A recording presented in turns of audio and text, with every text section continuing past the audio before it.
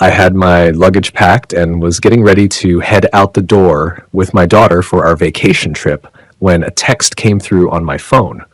The message said I wouldn't be joining them on their Italian getaway. My son-in-law had decided he wanted this to be just a family holiday. They ended up taking only his mother and father along with them, leaving me at home by myself. This happened right after I had covered the costs for their brand new home, so I immediately stopped all the mortgage payments and put the house up for sale. You're going to be shocked when you hear what went down after they returned from their trip. Before we continue, please subscribe to stay updated on our latest stories. I was in my bedroom carefully folding up my go-to travel shirt when I heard my cell phone vibrating on the bedside table.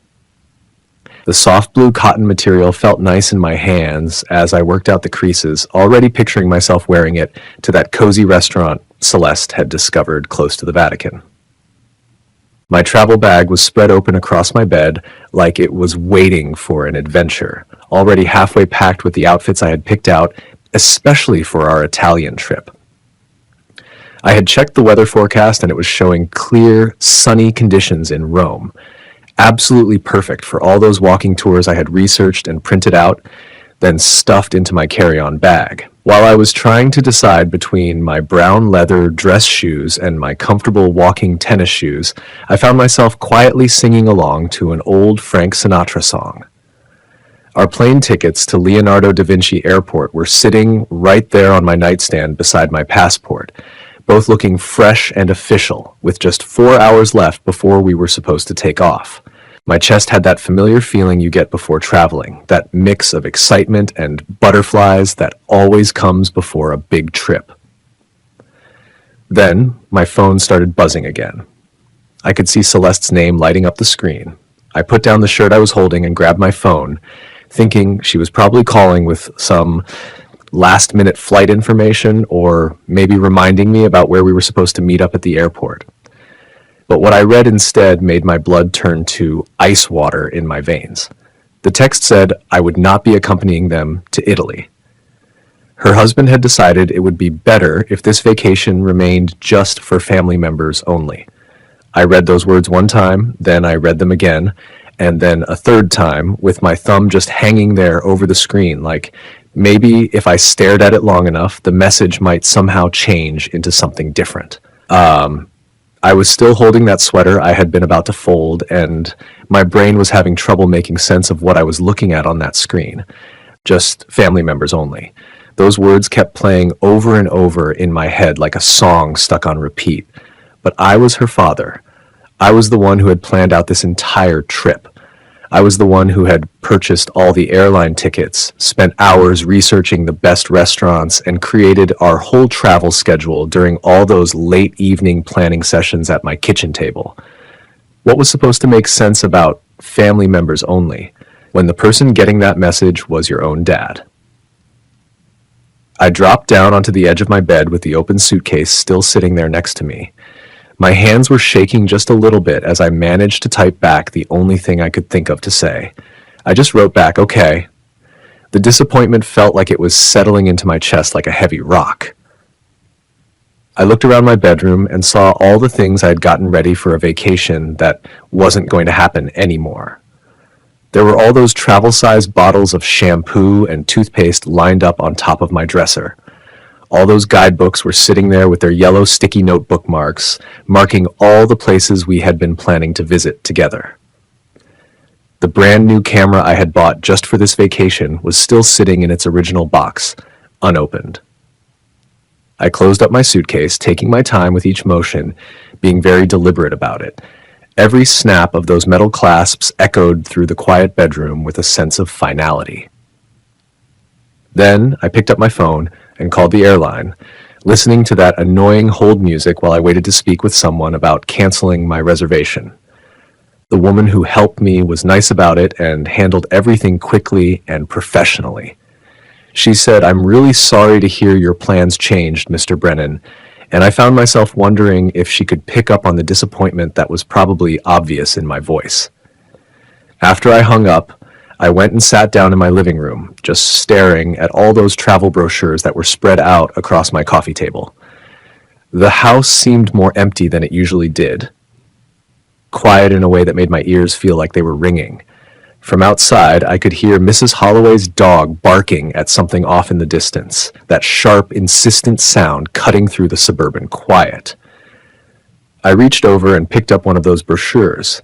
It was a shiny pamphlet all about Roman architecture, and I set it down on the side table next to my chair. It was a small, pointless gesture, but it was about all I could handle in that moment, when I was finally understanding that I had been very carefully and very intentionally excluded from their plans. When evening time rolled around, it brought with it the same quiet emptiness that had been filling up my house all day long. I had been moving around like a zombie through those hours, even leaving my dinner plates sitting dirty in the sink instead of washing them right away, like I always do. That packed suitcase was still sitting there by my bedroom door, constantly reminding me of all the plans that were never going to happen now. I had the television going in the living room, some evening news show that I wasn't really paying attention to. I kept picking up my phone for no real reason, just scrolling through random stuff, feeling restless and making my fingers fidget against the screen. I figured maybe checking Facebook might help distract me from this empty feeling I had in my chest. I scrolled past Mrs. Fairbanks's pictures of her cat, some recipe posts from the ladies in my book club, and political stuff that I didn't feel like reading. The familiar blue light from the screen was actually kind of soothing in my living room as it was getting darker outside. That's when I spotted it. Darian's parents were standing right there in front of the Coliseum, both of them smiling big at the camera with that look tourists get when they've found the perfect spot for a photo. The caption underneath said, "Beginning of the best family vacation ever." The timestamp showed it had been posted just 2 hours earlier. My thumb stopped moving above the screen. Maybe they had taken a different trip, or maybe this was just an old picture they decided to post now. My heart started beating faster as I clicked on the profile to look at more pictures. And there it was. Same location, same time, but this photo had 4 people in it. Darian's parents, Darian and Celeste, all of them grouped together in front of some Roman cafe near the Trevi Fountain, with wine glasses sitting on the table behind them. Celeste had written a caption that made my stomach feel like it was falling through the floor. It said, "So grateful for family time in the eternal city." I counted the faces in that photo with fingers that were starting to shake. 1 person, 2 people, 3 people, 4 people. That word, family, felt like it was burning itself into my brain like a hot iron. I put the phone down on my coffee table with their happy faces still glowing up from the screen. I got up and walked over to my kitchen window, looking out at my neighbor's house where I could see warm lights shining from their windows. Families spending the evening together. The feeling of being betrayed hit me like ocean waves, with each one hitting harder than the one before it. I grabbed my phone once more, telling myself maybe I had gotten it wrong somehow. Maybe those pictures would show something different if I looked again. But there they were, still posted with recent timestamps, their faces still beaming with that carefree joy. All 4 of them together in that city I had been dreaming about visiting, enjoying the vacation I had put together, following the travel plan I had spent hours researching. I went back over to my kitchen window and caught sight of my own face looking back at me in the glass, pale and with dark circles under my eyes. Behind my reflection, I could still see their group picture glowing on my phone screen, their joy mixing with the image of me standing there alone. The difference between us was sharp and hurt to look at, like a picture that showed me exactly what my place was in their idea of what family meant. I had barely gotten any sleep at all, just lying there tossing around in bed while pictures of their vacation kept flashing through my mind every time I closed my eyes. When morning finally came with that dull gray light creeping in through my bedroom curtains, I knew I had to get some answers. I couldn't just let this go without finding out why this had happened. My coffee cup was trembling a little in my hands as I sat there at my kitchen table, going over in my head what I was going to say to Celeste. With the time difference, it was already afternoon over in Rome, which made it the perfect time to call. I took a long, deep breath and punched in her number, listening to that expensive-sounding international ringtone. It rang 3 times, then 4 times. Then I heard her voice, sounding happy and upbeat. "Hey there, Dad!" I could hear all kinds of noise in the background. Darian talking, street sounds, all that busy atmosphere you get in an Italian city. "I need to understand something," I said, getting right to the point. "What's that?" She sounded like she wasn't really paying attention, probably looking at some tourist attraction or store window. "I saw those pictures on Facebook. Darian's mother and father are right there with you guys." There was a pause, and it went on for a long time. Then when she spoke again, her voice had changed and sounded like she was getting ready to defend herself. "Dad, we can talk about this and explain everything. You told me it was just for family members only. So what does that make me then?" Now her voice was getting colder. "Listen, Darian said you can be too much to handle. He didn't want you messing up his vacation." That phrase, "too much to handle," felt like someone had punched me in the stomach. Messing it up? I'm the one who planned this whole trip. I'm the one who bought all the tickets. And Darian's mother and father paid for their own way. They don't expect us to look after them all the time. All the time. Those words just hung there in the air between us like she was accusing me of something. "I helped support you too. When that was something you decided to do?" She cut me off. "We never asked you to make us feel guilty about it." I could hear Darian laughing about something completely different in the background. His voice sounded relaxed and like he had no idea what we were talking about. Hearing that sound made my teeth clench together. "To be honest with you, Dad," Celeste kept going, and her voice was getting harder with every word she said. "Darian was right about this. You need too much attention." My phone felt like it weighed a ton in my hand. "I get it now. Good. We'll have a conversation when we get back home." "I understand." I ended the call without saying goodbye. I put the phone down very carefully on the table. That phrase, "need too much attention," kept repeating in my head like some kind of terrible song. I found myself walking to my home office, pulled there by some feeling I couldn't put a name to. Every wall was covered with family pictures. There was one of me teaching Celeste how to ride her bicycle, her college graduation ceremony picture, her wedding day when I walked her down that aisle with tears of happiness running down my face. My hands slowly closed into tight fists as I looked at all these images of a relationship I had apparently been completely wrong about. In one picture, I was holding baby Celeste, both of us smiling for the camera. My reflection in the glass showed an older man now, tougher looking, with something cold starting to grow behind his eyes. I reached out and adjusted the picture frame, making small, careful movements. That little action felt important somehow, like I was fixing more than just a crooked photograph. I stayed there in my office after that phone call, surrounded by all the proof of what I had thought was love, but was apparently just me being useful. Every single photo on that wall was telling a story I was only now starting to understand the right way. There was the wedding photo where I walked Celeste down the aisle. I had spent $42,000 on that day, making sure every detail was perfect because I wanted her to be happy. The college graduation picture was there too. I had taken care of her student loan payments when Darian couldn't find any work after his own graduation. The house hunting photos were spread out across my desk. I had co-signed their mortgage paperwork when the banks wouldn't give them approval on their own.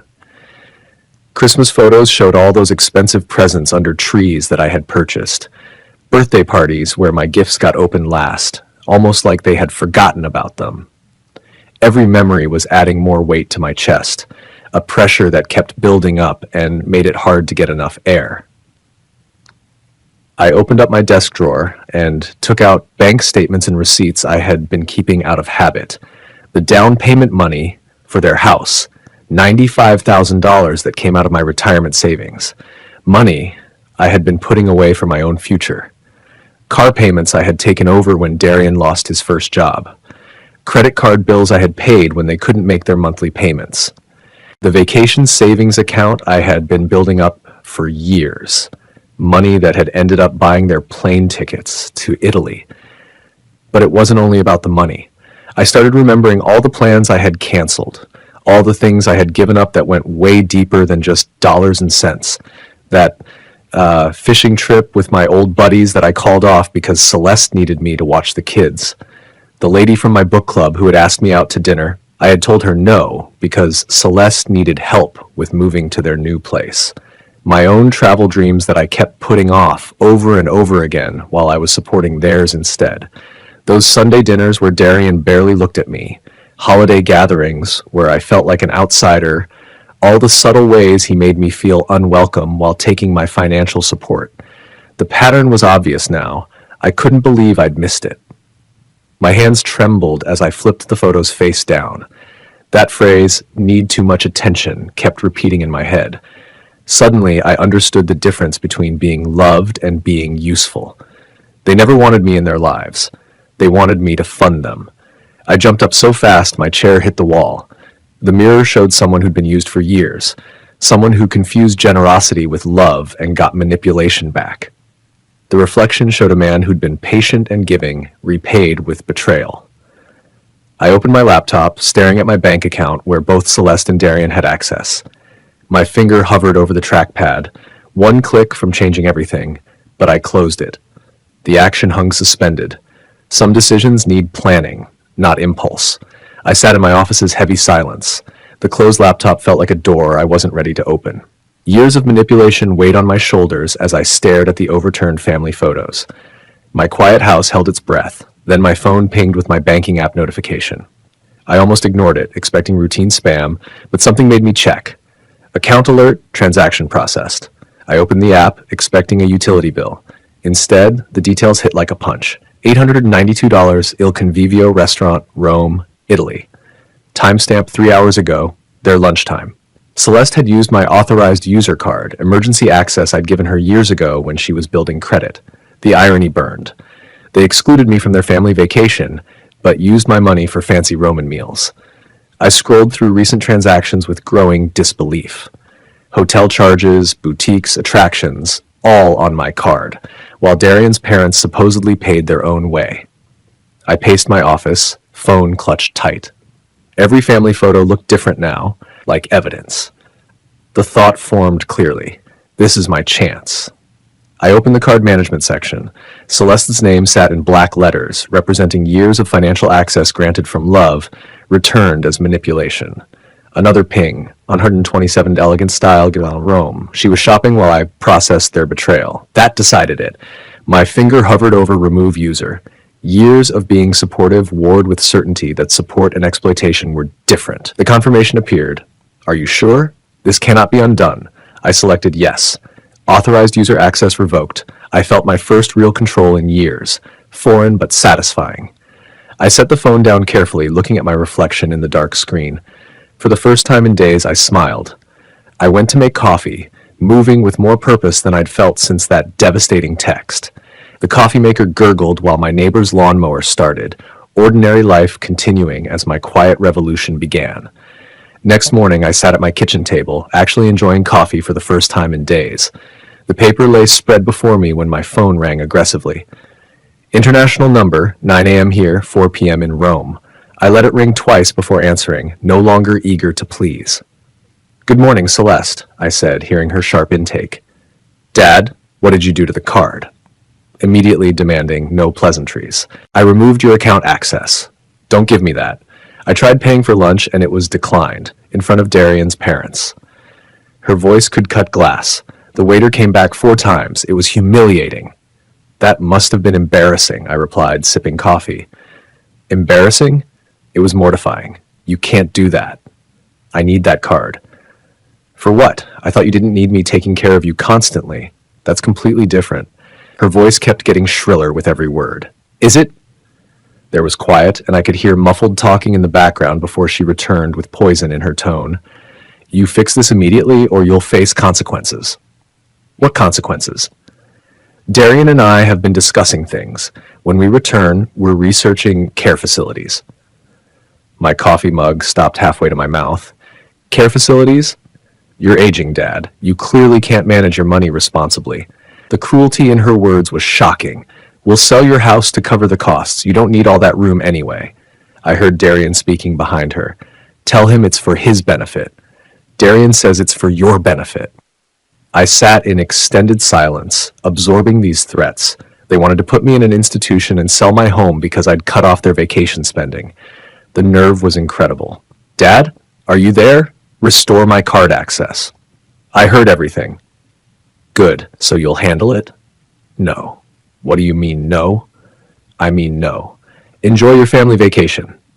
Dad, don't you dare. I ended the call and placed the phone face down. My hands stayed calm as I took a long drink of coffee, gazing out my kitchen window at my well-kept yard, this house I'd owned for 28 years, completely paid off with only my name on the deed, the house they imagined they could sell to stick me somewhere convenient.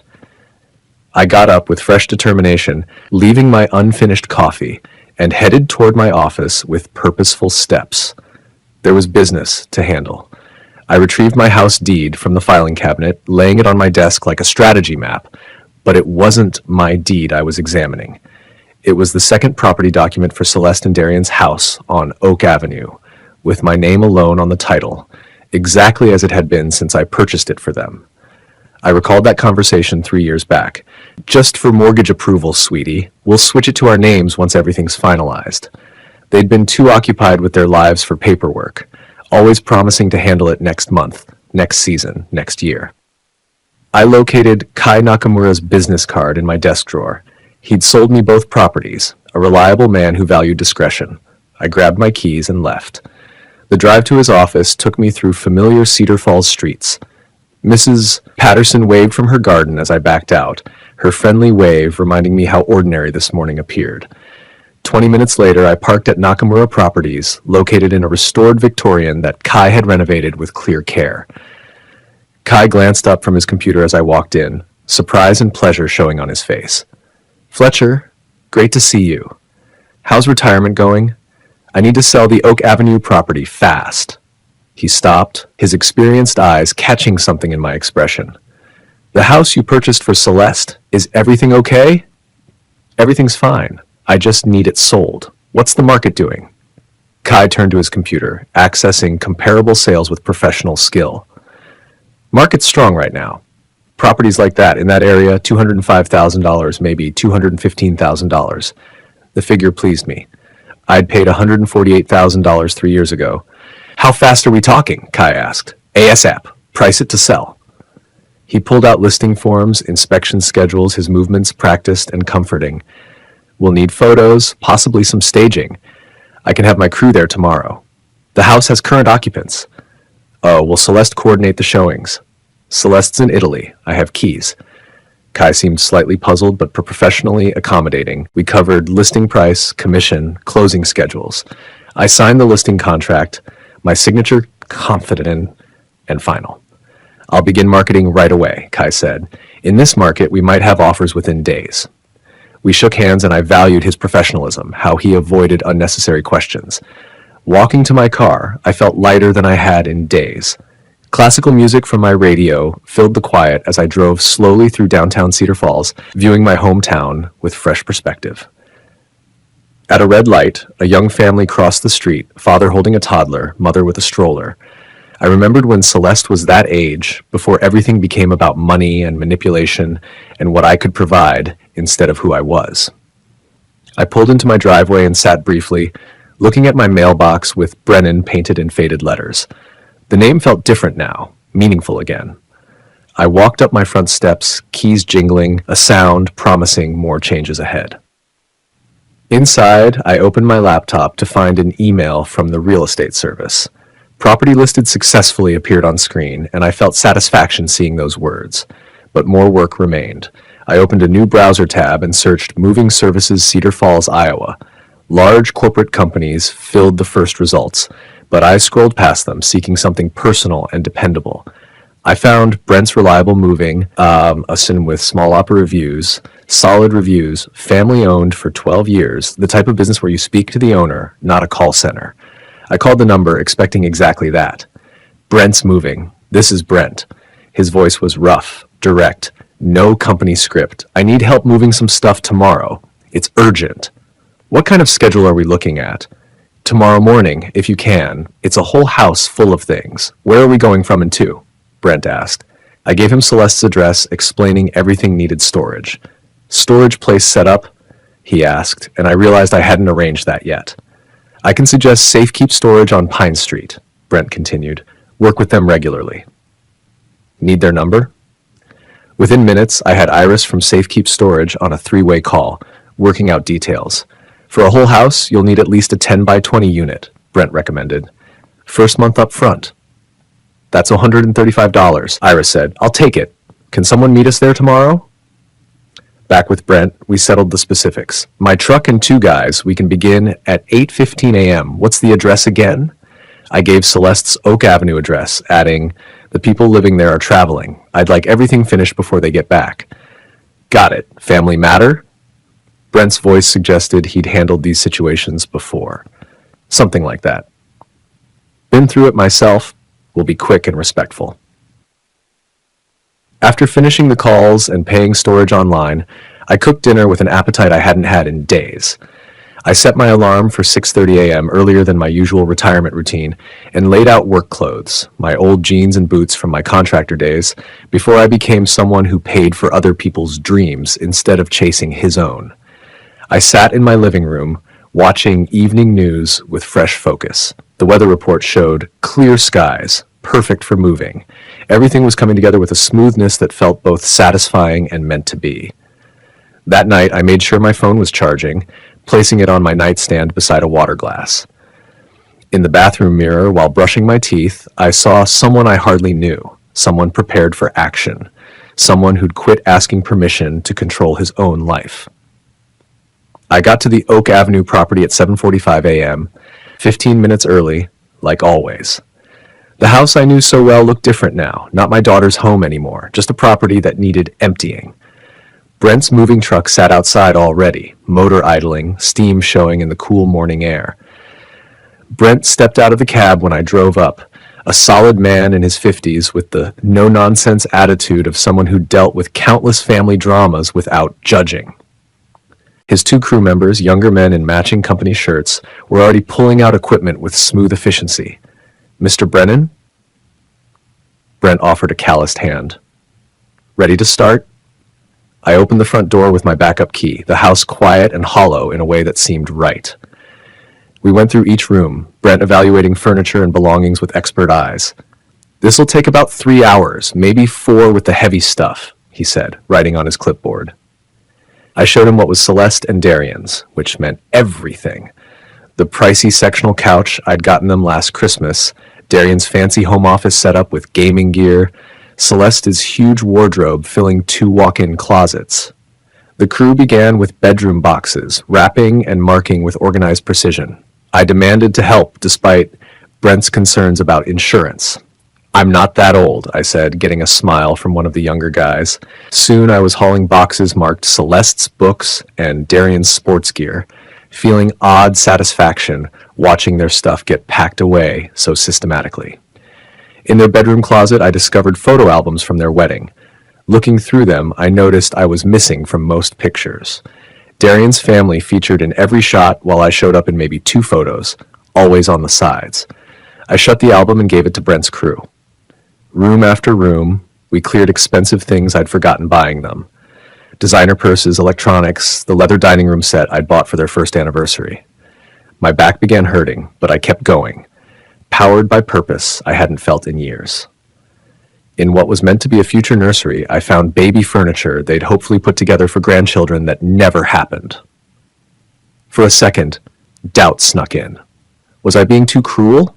Then I discovered Darian's credit card bills showing luxury spending while they cried poverty to me, and the doubt vanished entirely. You all right, Mr. Brennan? Brent asked, seeing my hesitation. Just remembering things. Let's continue. By 11:45 a.m., we completed our last check of the empty house. Rooms sounded different now, afternoon light pouring through naked windows onto bare floors. I locked up and kept the keys, following the moving truck to Safekeep Storage Pad, where I watched their belongings vanish into Unit 52C. I paid Brent cash, adding a big tip. Hope things work out for you, Mr. Brennan, he said with real warmth. Driving home alone, I saw my phone flash with a Facebook alert. I pulled into my garage, the device still buzzing in the cup holder, like a nagging reminder that my peaceful morning was about to get much more complex. Inside my house, I finally checked the buzzing phone to find several Facebook notifications. Celeste had posted furious status updates. Some people have no respect for family privacy. The comments showed friends asking what happened, with Celeste playing victim perfectly. I closed Facebook without answering and called Kai Nakamura back. Fletcher, excellent news. Kai sounded thrilled. We have a serious buyer. Cash offer. This fast? Young couple. Just moved here for jobs. They love the area. He paused dramatically. Offer is $208,000. Higher than expected. The number pleased me. When do they want to close? That's the thing. They want to close right away. They could move in this weekend if we can manage it. I looked at my calendar. Today was Thursday. This weekend? They're in a corporate apartment, month to month. Very eager buyers. Kai's excitement was catching. Can you do fast closing? I can have documents ready by tomorrow. Make it happen. Friday morning found me at the title office, signing documents with careful precision. I met the buyers, Caspian and Nora Mercer, early 30s. The type of optimistic young couple that reminded me of Celeste and Darian before bitterness set in. We love what you did with the yard, Nora said during our final walk through the empty house. I didn't mention it wasn't my yard work. It's perfect, Caspian said, taking the keys. We can move in tomorrow morning? The bank transfer alert appeared on my phone. $208,000 minus realtor fees meant $192,000 profit. I'd turned my fatherly gesture into a solid business success. Saturday morning, I chose to drive by the property one final time. I arrived to see a U-Haul in the driveway, Caspian and Nora directing movers with contagious enthusiasm. A baby crib was going inside, young family beginning fresh in a house that had witnessed too much disappointment. I parked across the street, watching Nora plant flowers in the garden while Caspian built a swing set in the backyard. My phone rang with an international number, and I answered, just as a taxi pulled up to the house. The timing couldn't have been more perfect. Celeste climbed out of the taxi first, looking worn out from all that traveling, but instantly becoming alert when she saw what was happening in front of her. Darian handled paying the cab driver, and I watched his face go from being puzzled to completely alarmed as he took in the sight of that U-Haul truck and these strangers standing in what he thought was his own driveway. Hey, excuse me, Darian called out to Nora, who glanced up from where she was working in the garden with that friendly, curious look people get when they're interrupted. What exactly are you people doing in our house? Caspian stepped into the doorway, holding some official-looking paperwork in his hands. Your house? I think there might be some kind of misunderstanding here.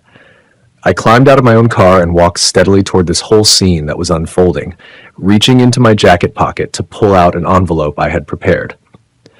Celeste caught sight of me standing there, and I watched her facial expression change from confusion to understanding to absolute rage in the space of about 3 seconds. Dad, what the hell is going on here? Why are there complete strangers moving around in our house? Celeste's voice had that razor-sharp edge to it that I had grown so tired of listening to over the years. Caspian and Nora gave each other those worried looks that people exchange when they suddenly find themselves in the middle of someone else's drama, and Nora was still gripping that gardening trowel in her hand like she might actually need to use it to defend her new home. Sir, I don't know who you think you are, Darian said to Caspian, his voice getting more aggressive by the second, but you need to pack up all your stuff and get out of here immediately. Caspian raised up his paperwork so Darian could see it clearly. I've got the deed right here in my hand. We completed the closing process yesterday. That's completely impossible. This house belongs to us. Nora's voice was quiet, but you could hear the determination in it. Maybe we should go ahead and call the police about this? I stepped forward at that point, letting my voice carry that calm, steady authority that I had developed during all those years when I was managing construction projects and dealing with difficult situations. That's not going to be necessary. Celeste's tone immediately became demanding, the way it always did when she expected me to jump in and fix whatever problem she was facing. Dad, you need to fix this situation. Right now.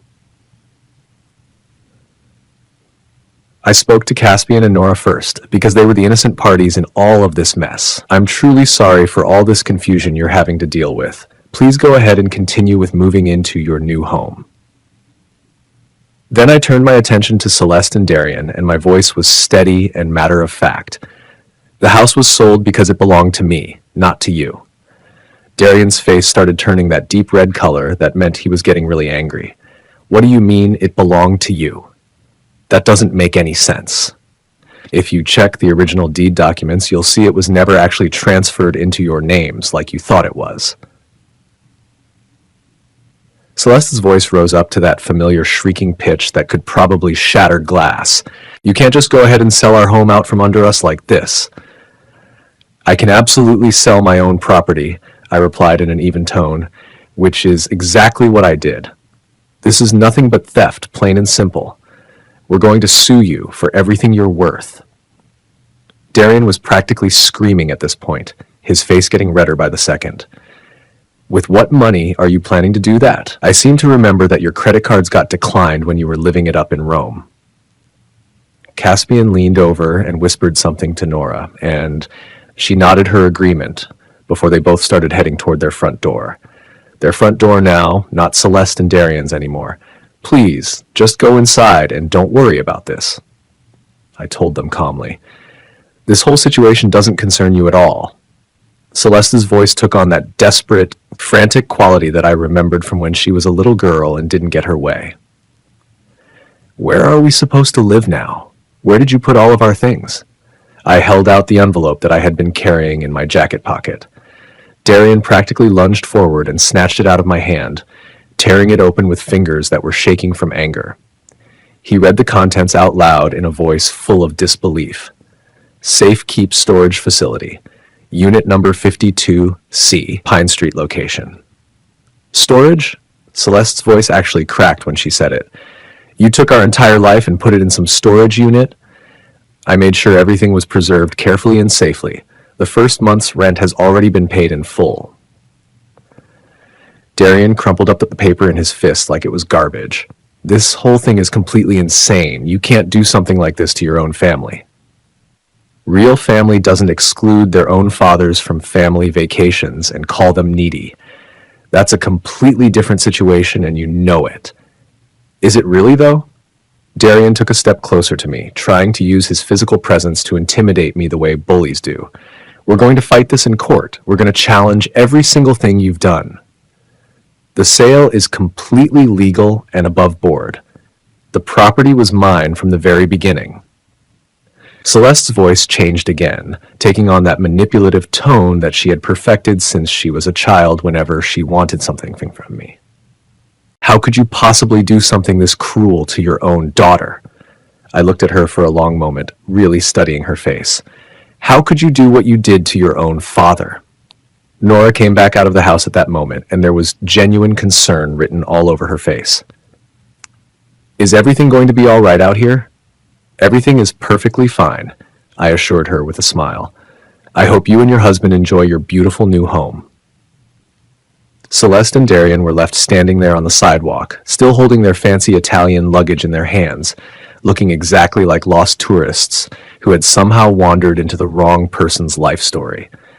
I walked back toward my car with deliberate, measured steps, my old work boots making solid contact with the pavement beneath my feet. This whole thing isn't over, old man, Darian shouted at my back as I reached my car. I got behind the wheel and turned the key in the ignition, and my classical music station picked up exactly where it had left off when I parked. Yes, it absolutely is over. 3 months later, I was sitting at my kitchen table enjoying my morning newspaper and a fresh cup of coffee when my doorbell chimed. A process server was standing on my front porch, holding legal documents that turned out to be Celeste and Darian's lawsuit against me. I signed for the papers without feeling the slightest bit surprised that they had actually gone through with their threat. By that same afternoon, I was sitting in the exact same kitchen chair reviewing the court's official decision. Lawsuit dismissed. Property owner had full legal right to sell his own property. The judge had been extremely thorough in his review and completely unsympathetic to their various claims and arguments. Darian and Celeste were now responsible for paying their own attorney fees, which I imagined was going to be quite expensive for them. My own lawyer called me within an hour of the ruling.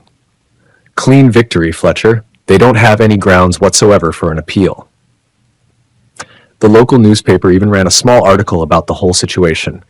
Family property dispute officially resolved. I filed all the paperwork in my new folder that I had labeled Legal Victory, and then I simply moved on with my day like it was any other day. The town's gossip network had been working overtime for months, buzzing with talk about the whole situation. When I stopped by the coffee shop, I couldn't help but overhear some of the conversations happening at nearby tables. I always thought that son-in-law of his seemed like an entitled brat.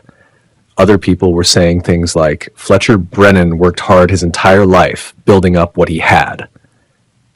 He deserved so much better treatment than what he got from those two.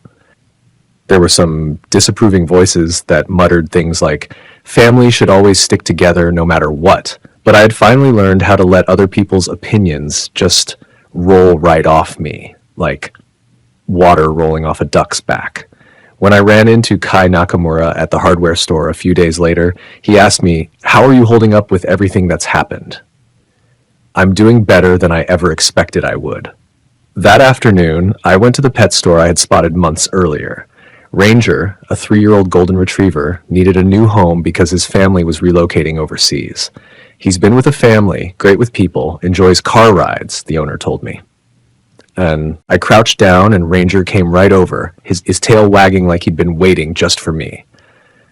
The bond was immediate. Ranger seemed to sense my loneliness, and I recognized his need for someone who wouldn't leave him behind. An hour later, Ranger was riding in my passenger seat, head hanging out the window, both of us driving towards something different. That first night, he slept beside my bed, and for the first time in months, neither of us was alone. With Ranger lying at my feet, I looked up travel trailers online. Best RVs for senior travel brought me to articles about freedom and adventure. At RV lots, salespeople were happy to help. I test drove a 28-foot Airstream, the right size for one person and a dog who had already claimed the front seat before we even finished the paperwork. I used my second car's trade-in value plus my savings to buy it completely. Ranger took to RV living right away. We mapped our route, national parks, small towns, places I'd always wanted to visit but had put off for family duties. The morning we left Cedar Falls, my house was ready for a long absence. I had arranged mail holding and asked neighbors to check on the property. Loading the trailer, I packed camping equipment, Ranger's gear, and one photo album with pictures of Celeste as a child, before disappointment changed us both. Ranger could sense adventure ahead, his excitement spreading to me as I started the engine and checked the trailer hitch. We drove through Cedar Falls one final time, past familiar spots that seemed smaller now. Going by Oak Avenue, I saw Caspian and Nora's kids playing in the yard. The house was finally filled with the happiness it was designed for. The highway sign said Montana, 850 miles. Ranger had his head out the window, my hand firm on the wheel, both of us finally free. That evening we pulled over at a scenic overlook in Montana. I set up a camping chair as the sun dropped behind the mountains, coloring the sky in orange and purple shades I'd never stopped to appreciate before. Ranger settled next to me, peaceful and faithful, wanting nothing more than friendship. For the first time in years, I was exactly where I was meant to be. To hear the next story, click the box on the left. And as always, thank you for watching. Thank you for watching.